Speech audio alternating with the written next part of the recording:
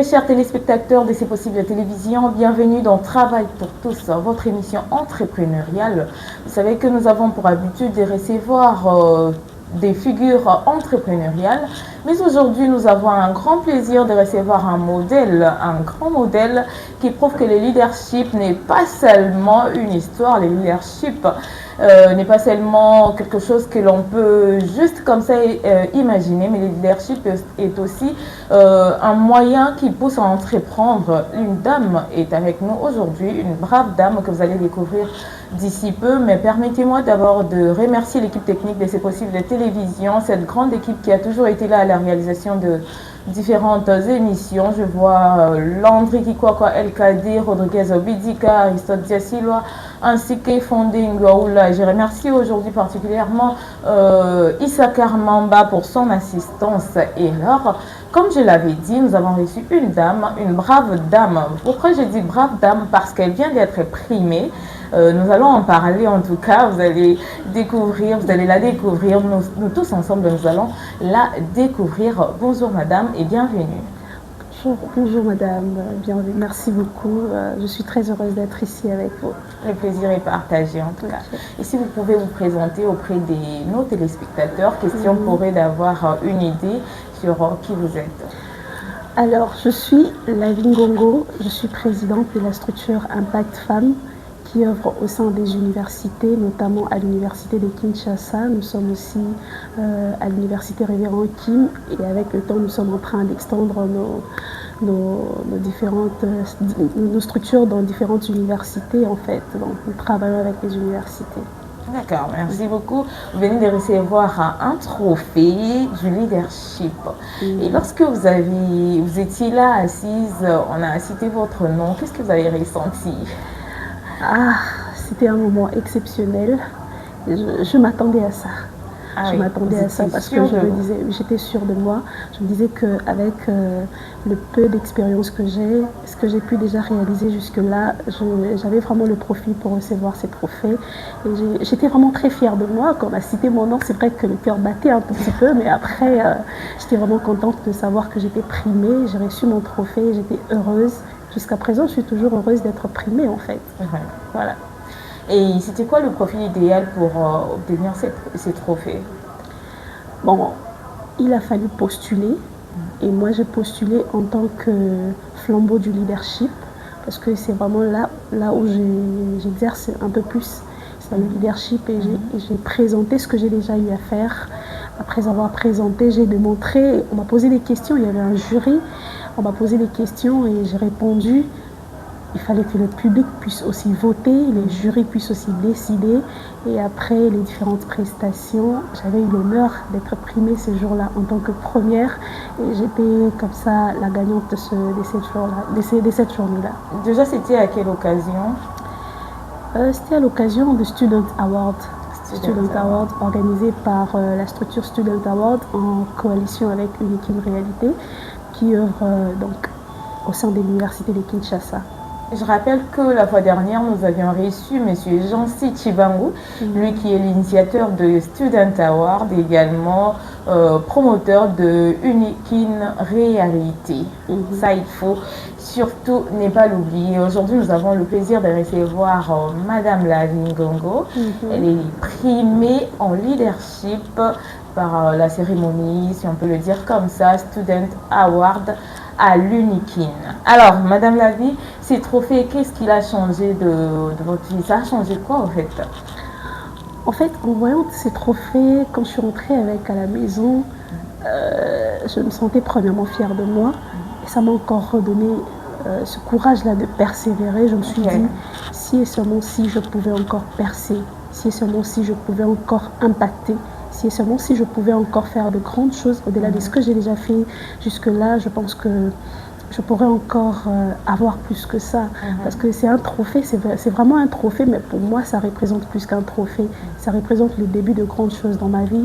Ça représente les débuts de grandes choses, non seulement pour moi, mais aussi pour les personnes avec qui je travaille. Et Je pense que je les salue d'ailleurs en passant tous les membres de la structure Impact Femmes qui œuvrent, peu importe, à l'UNIKIN, ISTEM et encore Révérend Kim. Je les salue déjà en passant. Je suis très fière et je me dis que si nous continuons avec cette allure, nous pouvons encore réaliser des grandes choses. Pourquoi pas mettre en place un système de femmes leaders qui vont impacter la République démocratique du Congo. Très bien, en tout cas. Alors, comment décrivez-vous le leadership? En fait, moi, je pense que le leadership, c'est vraiment quelque chose qu'il nous faut à nous tous, en fait. Nous devons être leaders dans nos différents domaines respectifs. Pourquoi je le dis? Parce que je pense que le leadership, c'est quelque chose de très important. Nous en avons besoin.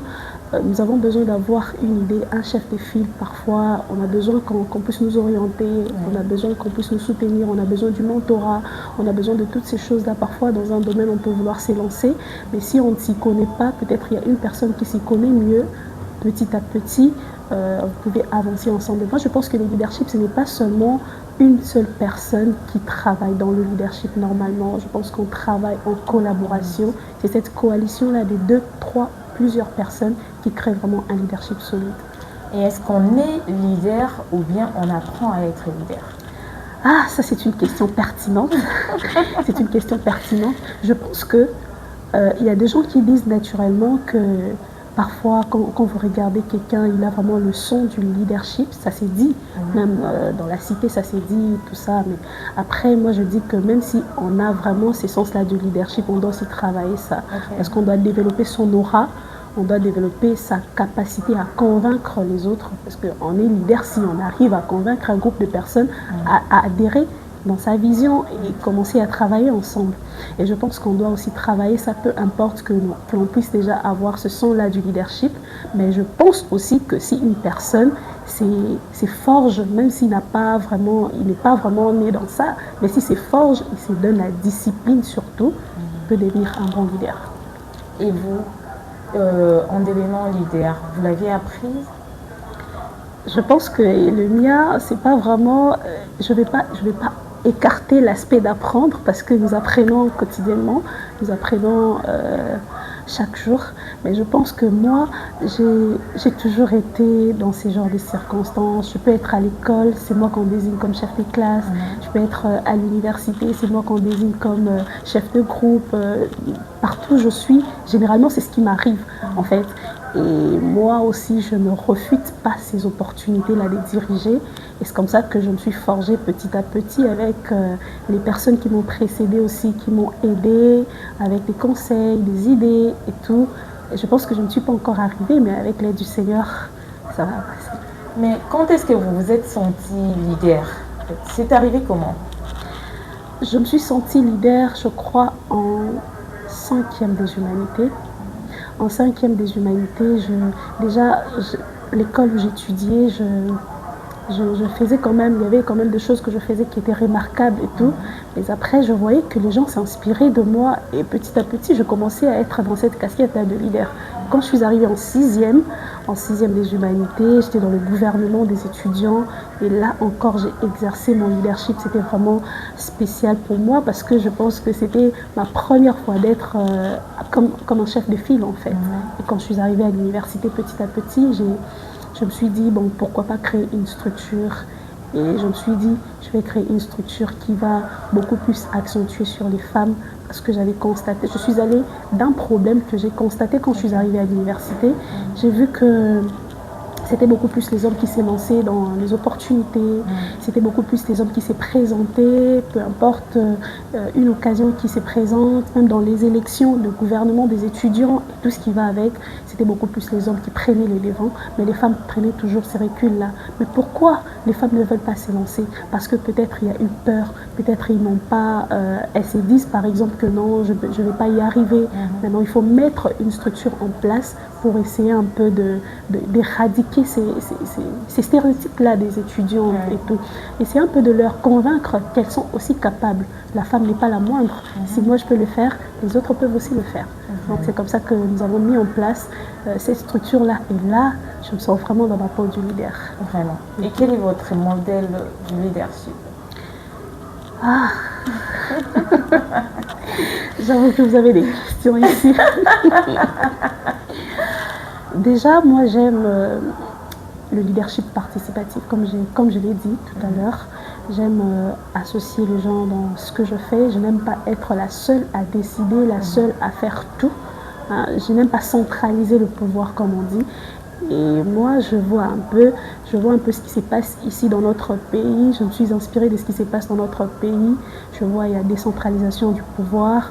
Nous avons au niveau des communes, nous avons comment on les appelle, les bourgmestres et autres. Dans les quartiers, nous avons les chefs des quartiers. Dans les rues, nous avons les chefs des rues. Dans cette décentralisation du pouvoir, je me suis inspirée premièrement de nos institutions, mais aussi il y a des modèles quand même, type que nous voyons parfois et tout. On s'est dit, bon, j'aimerais bien être comme cette dame-là, à l'occurrence notre première ministre. Moi, j'aime bien. Bon, c'est vrai que j'aime aussi la politique. Ouais, je m'inspire aussi d'elle et des autres. Voilà, je peux dire un peu de ça. Très bien. Alors, si vous devriez résumer le leadership en 3 mots-clés, ce serait lesquels et pourquoi? Voilà, si je dois résumer le leadership en 3 mots, je dirais premièrement la vision, la détermination et la discipline. Pourquoi je dis la vision? Parce qu'un leader qui n'a pas de vision n'ira nulle part. Pour aller quelque part, on doit avoir une vision.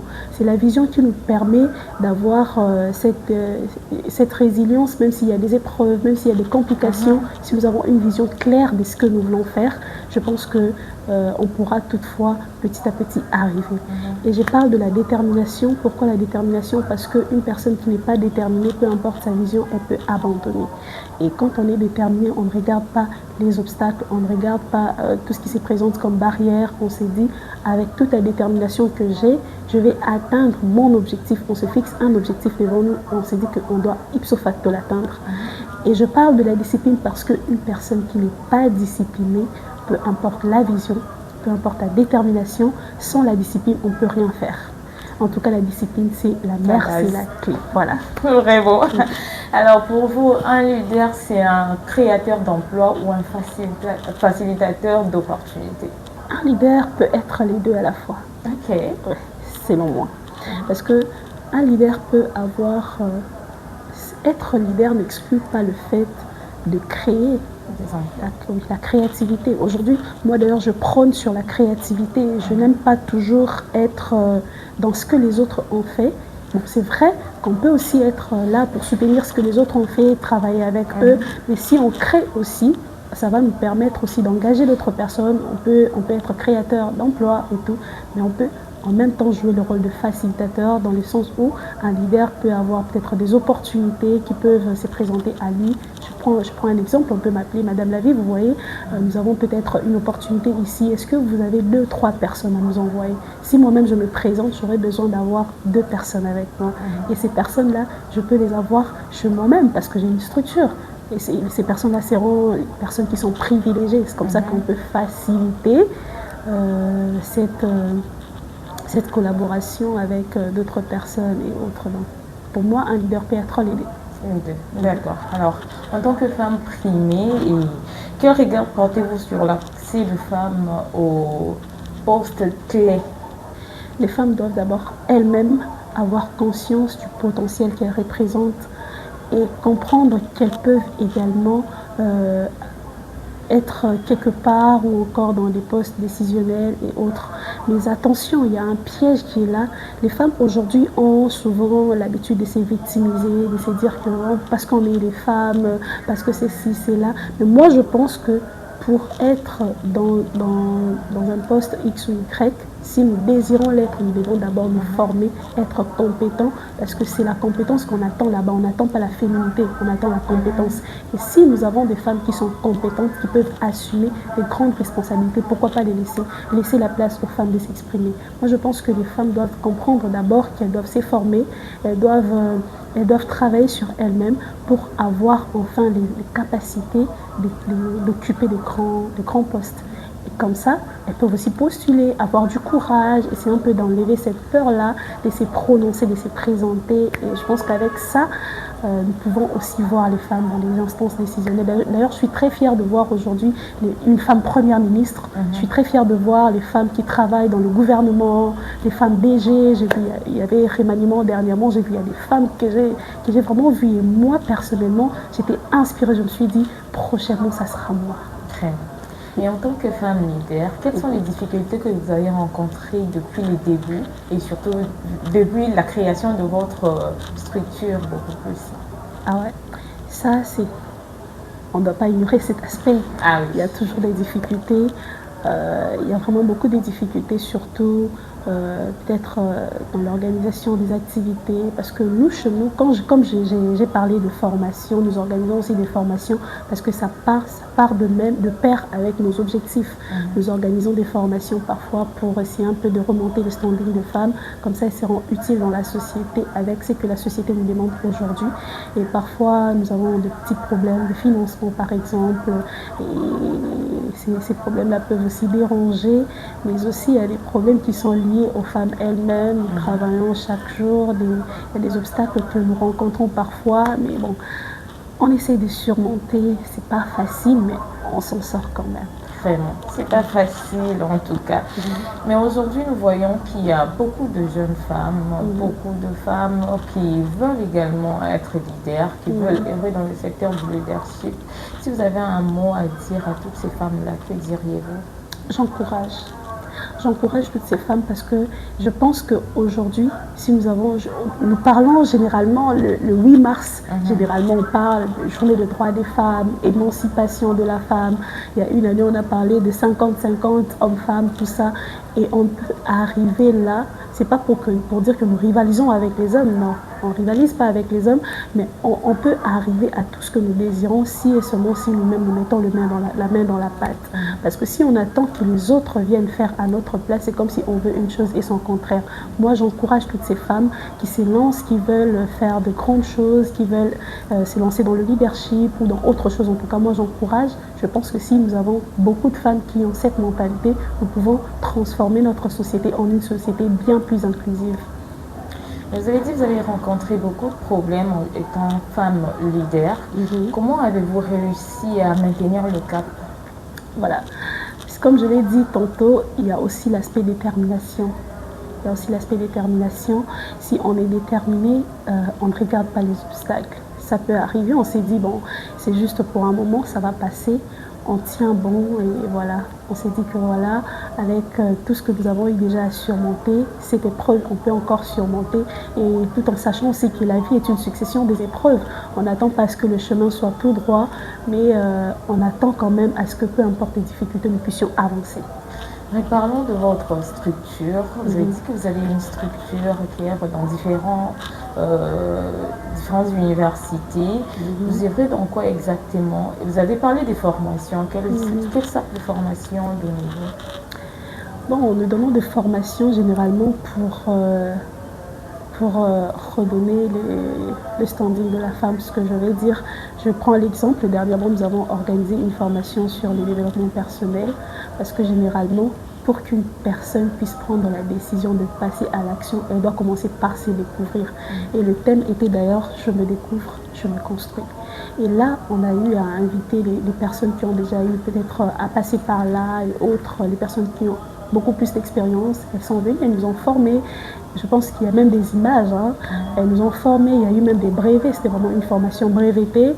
Nous organisons aussi des formations, par exemple, d'art oratoire, parce que je pense que je ne vois pas aujourd'hui un leader qui va bien exercer son leadership si il ou elle n'arrive pas à s'exprimer. C'est vraiment une faculté qui est très importante et nous devons développer ça en tant que femmes. Il y a bien d'autres formations qui sont en cours. Nous sommes en train de travailler encore avec le comité dans le laboratoire, mais je pense que dans les prochains jours, nous allons aussi annoncer d'autres formations. Avez-vous une adresse physique? Bon, actuellement, on n'a pas une adresse précise, mais je pense qu'avec le temps, on en aura. Donc, actuellement, nous travaillons seulement avec les universités, dans les universités. D'accord. Et s'il y a deux femmes qui nous suivent, de jeunes filles, de jeunes femmes qui aimeraient emprunter le même chemin que vous, comment pourront-elles entrer en contact avec vous? Ok, s'il y a des femmes qui nous suivent, qui aimeraient nous rejoindre en quelque sorte, elles peuvent nous contacter. Je peux donner un numéro? Oui, bien voilà. sûr. Elles peuvent nous contacter au plus 243 97 78 80 243. Donc là, elles vont contacter notre équipe et elles vont échanger de manière à ce qu'elles puissent aussi avoir la possibilité d'adhérer. Très bien. Alors, quel est le prochain grand projet que vous avez en tête pour relever le défi dans le cadre de vos activités personnelles? Avec Impact, je pense que notre prochain projet viendra au mois de novembre. Nous comptons vraiment organiser une grande activité avec les femmes. Le thème est encore en train d'être travaillé. Et ce projet-là visera beaucoup plus à relever toujours, parce que nous sommes dans les universités, notre plus grand désir, c'est d'enlever vraiment ces stéréotypes-là qui est dans la femme, qui est vraiment non seulement dans la femme, mais dans les humains en fait. Voilà. Ces stéréotypes-là qui laissent croire que si on voit une femme réussir quelque part, c'est qu'elle aurait dû faire X choses pour avoir ces opportunités-là. Donc pour enlever ces stéréotypes, on doit bannir ces stéréotypes avec le travail. Et pour travailler, on doit apprendre. Et moi je pense que ça sera beaucoup plus dans le sens d'apprentissage, mais aussi dans le sens de développement. Un mot que vous pourriez dire à toutes les personnes qui vous suivent et en particulier aux femmes? Un mot que je pourrais dire à toutes ces personnes qui nous suivent, déjà merci beaucoup de nous avoir suivis, mais aussi n'abandonnez pas vos rêves s'il vous plaît. Toutes les femmes qui me suivent, même les hommes, en tout cas n'abandonnez pas vos rêves, parce que si vous avez une pensée, surtout usez de la détermination et de la discipline, vous allez y arriver. Nous qui vous parlons aujourd'hui, nous ne sommes pas encore arrivés, mais si nous sommes ici, c'est parce que nous avons eu à faire un pas.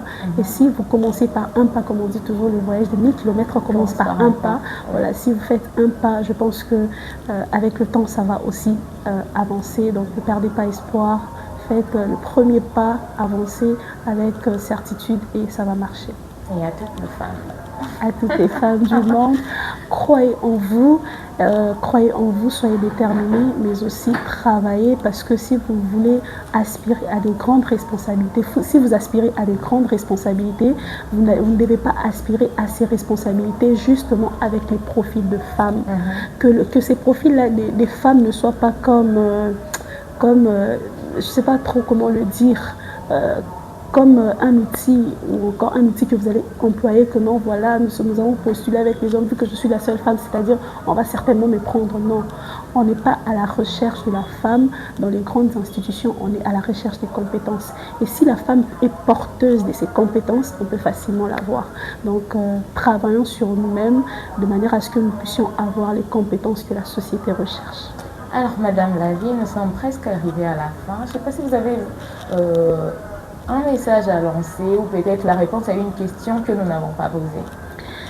Alors, un message à lancer, déjà, bon, je ne peux pas passer une émission et la finir sans parler de toutes ces personnes-là qui ont cru en moi. Voilà. De toutes ces personnes qui ont cru en moi quand j'ai commencé avec la structure.